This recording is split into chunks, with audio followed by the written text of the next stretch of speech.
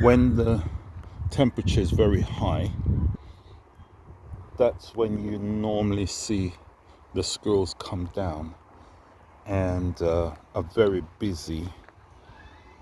At the moment it's late afternoon and it's warm, but it's not hot.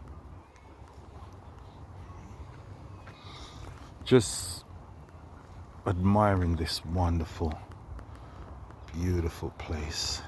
So much activity here, so many different creatures and animals. What's so interesting is there's a myriad of different little paths and pathways.